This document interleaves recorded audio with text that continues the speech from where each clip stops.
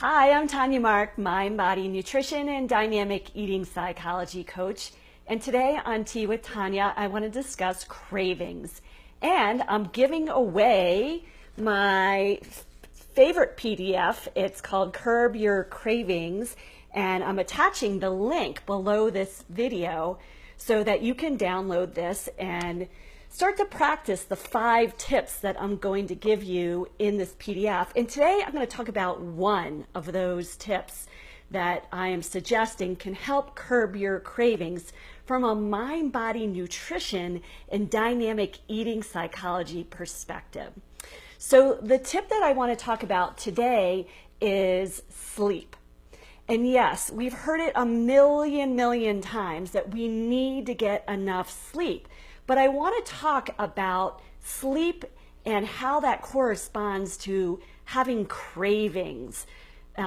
So really, your next day is completely impacted by the night before. So you want to establish a really good wind down routine in the evenings. So for example, you want to turn off your phones and your iPads and your computers and have a time that you just turn them off, because that blue light really disrupts your sleep, okay?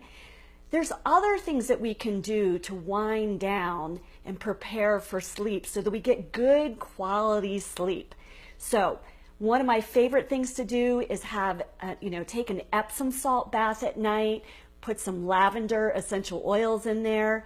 You could also, if you're really not a bath person, you can just get some oil, warm it up, maybe also add some lavender essential oil or whatever favorite oils you like to the warm oil, and just rub it into your feet. So give yourself just a few minute foot massage. That's a great way to wind down.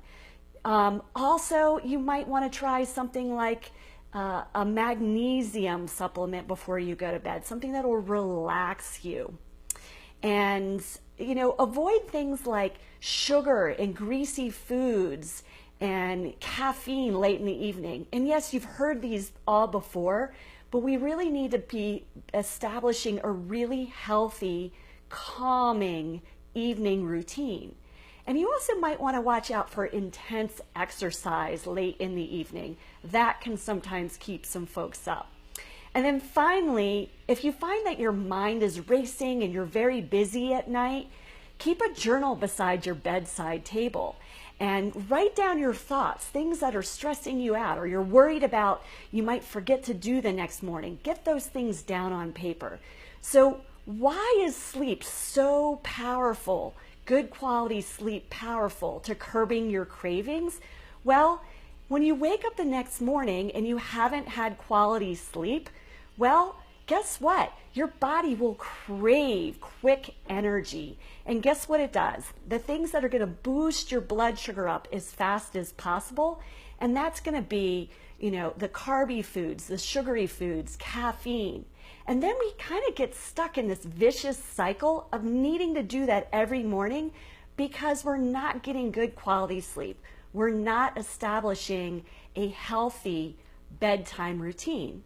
And one final tip that I want to give to you around this subject of sleep and food cravings the next day is that you also want to eat an earlier and lighter dinner. So in order to do that, you're really going to have a nice hearty lunch.